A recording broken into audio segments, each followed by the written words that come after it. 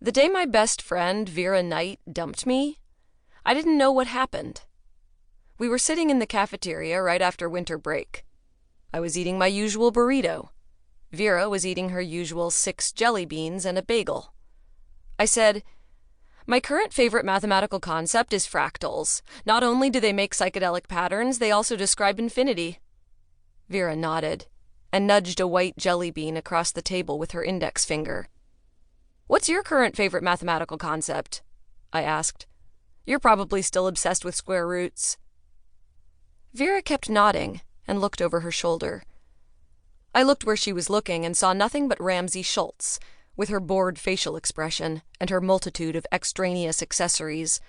The dangly feather earrings, the metallic boots, the table of worshippers who shadowed her every move like spy drones. "Square roots," I said. I knew it. Vera stood, said, "I'll be right back," walked to Ramsay's table, sat, and didn't say another word to me for the rest of the year. Of course, at the time I didn't know Vera was ghosting me. Sure, I knew that Vera and Ramsay had been taking ballet together, and that Ramsay, according to Vera, was actually super sweet.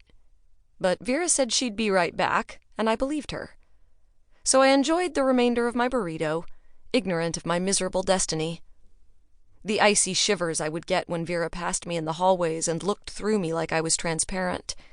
The dizziness that would hit when I realized she was never going to answer my texts.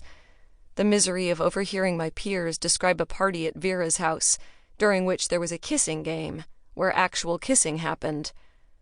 Vera and I had sworn we'd tell each other every single detail of our first kisses. Did Vera kiss someone? Who was it? How was it? The loneliness of knowing she'd never tell me. Things only got worse from there. When I walked down the hallway, Ramsay and her minions hissed. I guess they were supposed to be snakes. And I was the prey or something? Whatever it was, it worked. I felt like a moving target. Other kids pretended not to see me, as if looking at me might get them sent to Outcast Island, too. Then one day, someone shouted, "Nepha freak!" and the insult caught on.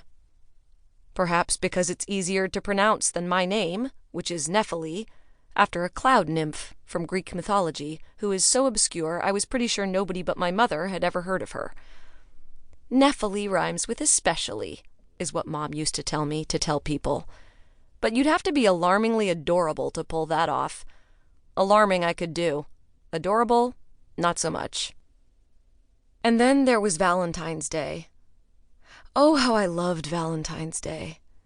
The one holiday a year when a dashing stranger might parachute into Redwood Cove out of nowhere, march up to me with a rose between his teeth, and kneel, holding a sign above his head that said, "Nephele, your beauty may be complicated, but it is unmistakable," while a chubby baby with hot pink cheeks shot an arrow made of sunbeams through my heart. I was sitting on the redwood stump outside the school, imagining other things my Valentine might proclaim, such as, "Nephele, let's go to the beach together and contemplate irregular polyhedrons until the sun plunges into the deep blue sea," when Yoki Johnson fist-bumped Kyle Dirty Dog Jones and started walking my way. Yoki had the face of a superhero, and he was a straight-A student like me. And he was coming to talk to me. On Valentine's Day. My head hummed. My tongue tingled. I was so excited that I almost forgot how to breathe. Looking back, my reaction was irrational, but at the time, I couldn't think straight. I'd been fantasizing about a moment like this for years.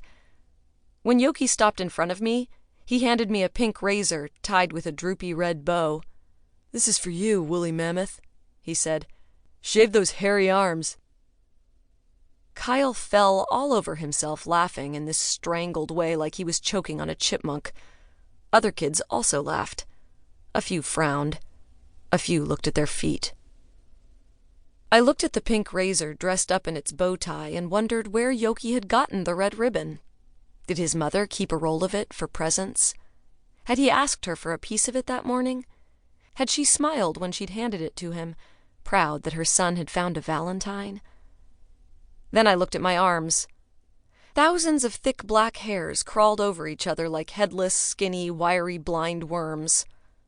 I was hairy. My mother was hairy. Our relatives in Greece were total furballs. Our hairiness was fascinating, and I knew this.